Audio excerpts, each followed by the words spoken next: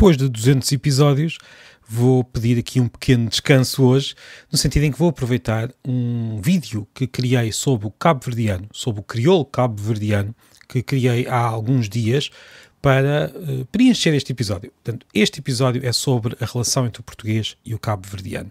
Já agora, depois de publicar este vídeo, recebi vários comentários sobre dois pontos que aproveito para comentar já de seguida.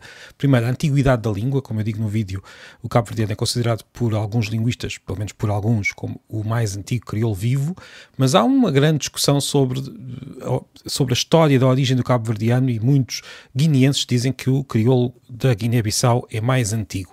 Essa é uma discussão interessante, mas que eu não posso resolver agora. Digamos que o cabo-verdiano, tendo em conta o número de falantes, acaba por ser o crioulo mais estudado enquanto crioulo muito antigo, comparado com outros crioulos mais recentes. Depois, a questão do nome. Vários cabo-verdianos comentaram o vídeo dizendo que estão habituados a ouvir o nome crioulo e não o nome cabo-verdiano. Na verdade, nós podemos usar cabo-verdiano, quer dizer, é óbvio que os falantes da língua usam aquilo que quiserem, quem sou eu para estar a dizer o que é que chamam à sua própria língua, mas do lado da linguística é muito comum dizermos cabo-verdiano, até porque existem muitos crioulos. Portanto, o crioulo é um tipo de língua, o cabo-verdiano é aquele crioulo em particular. E há que dizer também que o próprio governo do cabo-verdiano usa o nome cabo-verdiano para a língua. Não há aqui nada de polémico, ou pelo menos não quero que haja. É claro que nós, em Portugal, pelo menos quando dizemos crioulo, quase de certeza que estamos a referir-nos ao crioulo cabo-verdiano, embora existam muitos outros, mas dizer cabo-verdiano apenas para o nome da língua também não é nenhum erro, e é, aliás, um uso que é comum até pelo próprio governo cabo-verdiano. Pronto. Vou então deixar-vos com este vídeo sobre a relação, com o som do vídeo. O vídeo não era apenas eu a falar, por isso não há problema nenhum em ouvirem apenas o som. Este é uma pequena conversa, ou digamos, um pequeno vídeo sobre será que o cabo-verdiano é a língua mais próxima do português? E eu respondo que não, e digo porquê. Vamos então a isso. Será que o cabo-verdiano é, na verdade, a língua mais próxima do português? Em resposta ao vídeo em que eu falava das línguas mais próximas, em que disse que podia ser o galego, podia ser o mirandês, também podia ter falado da fala, que é uma outra língua do grupo do galego ao português, mas fica para outro dia. Mas alguém me dizia, não poderá ser o cabo-verdiano, o crioulo cabo-verdiano? E, na verdade, não. O crioulo cabo-verdiano está bastante mais distante do português gramaticalmente, e vou tentar explicar porquê.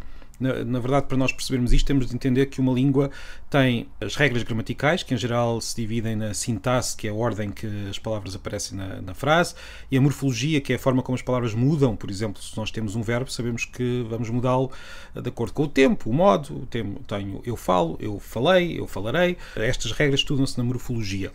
Olha, uma língua pode estar, por exemplo, próxima no léxico, ter palavras muito parecidas, mas estar mais distante na gramática, na morfologia e na sintaxe. E o que acontece com o cabo-verdiano é que ele está próximo do português, bastante próximo do português no léxico, porque foi beber muito desse léxico ao português, mas está bastante distante no que toca à morfologia e à sintaxe. O cabo-verdiano é uma língua com uma gramática bastante diferente do português. E por que razão é que tem uma gramática diferente do português? Antes de avançar, há que dizer que os cabo-verdianos, em geral, falam cabo-verdiano, que é a língua materna da população praticamente toda, e falam também português, que é a língua aprendida nas escolas, que é a língua usada oficialmente. O cabo-verdiano é uma língua crioula, que é um tipo de língua que surge num processo bastante curioso, que é mais ou menos o seguinte, vou tentar explicar. Numa determinada situação histórica, neste caso o tráfico de escravos no Atlântico Norte, há um grupo de pessoas com várias línguas diferentes que têm de comunicar e criam aquilo que se chama um pidgin. Um pidgin é uma língua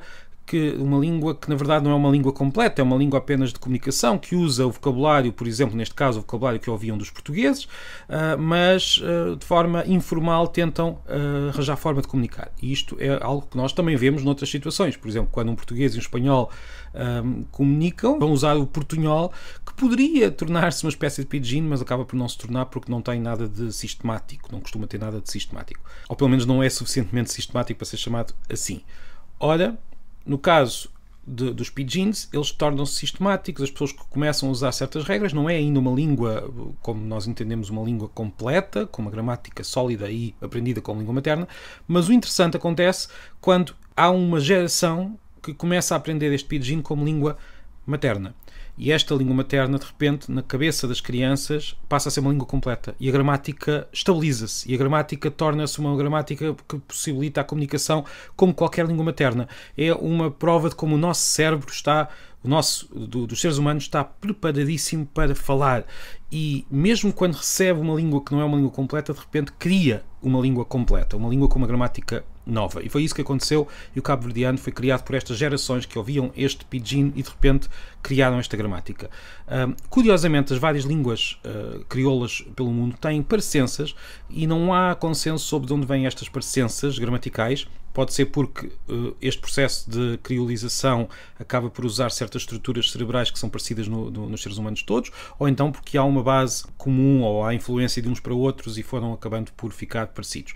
Não há certezas, mas a verdade é que são línguas com algumas características comuns na gramática. Já o léxico depende da língua onde iam beber o léxico. Há mais línguas crioulas. As línguas crioulas são muito interessantes. Há uma língua crioula, por exemplo, nos Caraíbas, que se chama papiamento, que tem também base lexical portuguesa. Atenção, quando eu digo base lexical, quer dizer que foram buscar as palavras, não necessariamente a gramática. Há também crioulos no Índico, há crioulos em vários locais do mundo. O cabo-verdiano é particularmente importante porque é o crioulo vivo mais antigo. E é um crioulo muito importante no estudo deste tipo de línguas, que é interessantíssimo precisamente porque mostra como os seres humanos criam línguas quando é necessário. A gramática do crioulo, portanto, é bastante diferente da portuguesa. Tem, por exemplo, diferenças morfológicas quando temos seres animados ou não animados. A concordância com os adjetivos faz-se de maneira diferente se estivermos a falar, por exemplo, de uma camisa ou se estivermos a falar de um cão. Tem uma gramática mais, na verdade, mais regular e mais, se quisermos, lógica que a do português. É uma língua, nesse aspecto, muito diferente e por isso não está mais próxima do português do que o galego ou do que o mirandês.